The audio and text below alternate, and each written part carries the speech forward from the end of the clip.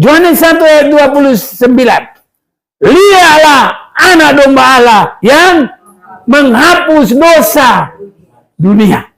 Jadi yang menghapus dosa dunia itu atau juru selamat itu siapa? Yesus. Semua diperdamaikan hanya oleh pengorbanan dan darah Yesus. Biar cepat-cepat Kolose 1:20. 21. Ya, ayo cepat tolong. Kita buru-buru sama-sama kita kerjasama. Kolose 1 ayat 20. Ya. Dan oleh Dialah ia memperdamaikan segala sesuatu dengan dirinya, baik yang ada di bumi maupun yang ada di surga, sesudah ia mengadakan perdamaian oleh darah salib Kristus. Jadi yang juru selamat siapa? Yesus. Makanya Alkitab ini nanti mau dibuang kemana ini? Kalau bukan Yesus yang juru selamat. Karena ini Alkitab ini poros yang paling tinggi di sini adalah darah Yesus. Manusia dan semua diperdamaikan hanya oleh darah Yesus Kristus. Ibrani pasal yang ke-9 ayat yang ke-22 saya bacakan. Dan hampir segala sesuatu disucikan menurut hukum Taurat dengan darah. Tanpa penumpahan darah tidak ada pengampunan. Dalam Yesaya 59 perikop paling atas, dosa adalah penghambat keselamatan. Karena darah itu tadi adalah kepada keselamatan. Sesungguhnya tangan Tuhan tidak kurang panjang untuk menyelamatkan, dan pendengarannya tidak kurang tajam untuk mendengar, tapi yang merupakan pemisah antara kamu dan Allahmu ialah segala kejahatanmu, dan yang membuat dia menyembunyikan diri terhadap kamu sehingga ia tidak mendengar ialah segala dosamu. Roma pasal 3 ayat 10. Seperti ada tertulis, tidak ada yang benar seorang pun tidak.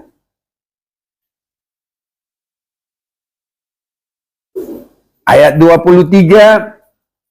Karena semua orang telah berbuat dosa dan telah kehilangan kemuliaan Allah.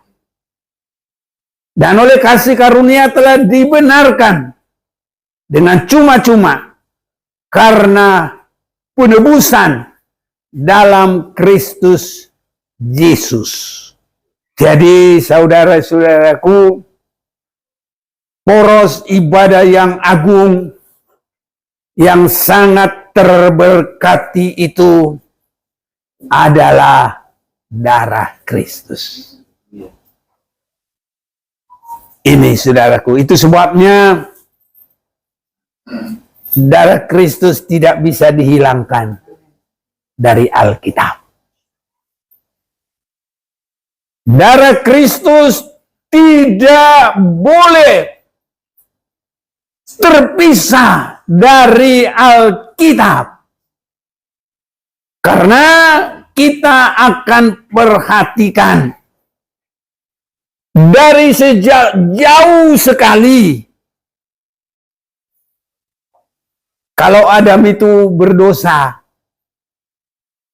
mereka mencoba menutupi kehidupan yang sudah malu, menutupi ketelanjangannya dengan daun pohon ara. Tapi Tuhan tidak membiarkan itu terus mereka pakai. Itu harus dibuka, diganti dengan kulit binatang. Nah, ini sudah pertama menunjuk kepada Yesus. Galatia 3 ayat 27. Karena kamu semua yang dibaptis dalam Kristus telah mengenakan Kristus. mengenakan itu memakai. Di dalam hal apakah ini disebut kita memakai? Kristus langsung menjadi korban untuk pakaian kita. Kalau tadi Adam, Bapa surgawi itu mengambil binatang dan mengambil kulitnya menjadi pakaian. Tapi bagi kita adalah Kristus sendiri jadi korban dan menjadi pakaian kita. Dan pakaian rohani yang terindah, yang termahal, dan yang sah di hadapan Bapa surgawi adalah Yesus Kristus jadi pakaian kita. Dengan apa itu terjadi? Ya dia harus sebagai tersembelih. Makanya Yesus itu harus mati. Yang mati menebus dosa bukan Bapa. Yang mati menebus dosa bukan Roh Kudus. Yang mati menebus dosa adalah Yesus Kristus sendiri. Itu sebabnya kadang saya bingung. Orang besar, pendeta besar, dia berkata bukan Yesus juru selamat. Bapa di surga. Mana Bapa di surga pernah kena dengan manusia berdosa? Tidak boleh. Tidak bisa. Kenapa Yesus harus menjadi juru selamat? Karena Yesus itu sudah meninggalkan kealahannya. Nanti kalau sudah kembali lagi kepada kealahannya, nggak boleh lagi saudara-saudaraku sembarang-sembarang kita menyentuh dia. Nggak boleh. Dan itu sebabnya di dalam Filipi pasal yang kedua, ayat yang ke-6, yang walaupun dalam rupa Allah tidak menganggap kesetaraannya dengan Allah. Ini harus mengerti ini. Kalau tidak mengerti, tidak bisa nanti mengerti kepada keselamatan. Dan Yesus satu-satunya juru selamat. Tidak ada yang lain. Ini. Kalau masih senang dosa, enggak berpakaian, saudaraku, telanjang di hadapan Tuhan secara rohani, tidak bisa terima apa-apa dari Tuhan.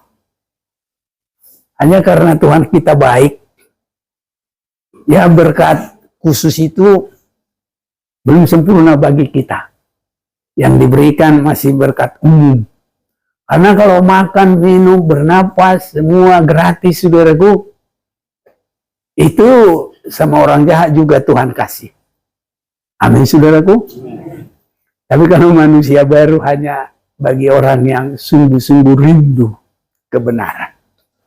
Di dalam Yohanes 1 ayat 29. Lihatlah anak domba Allah yang menghapus dosa dunia. Jadi juru selamat siapa? Yesus. Ya udah baca dulu satu ini, tapi cepat-cepat. Yohanes 1 ayat 29. Ya. Pada keesokan harinya Yohanes melihat Yesus datang kepadanya dan ia berkata, lihatlah anak domba Allah yang menghapus dosa dunia. Iya. Jadi yang menghapus dosa dunia itu atau juru selamat itu siapa? Yesus.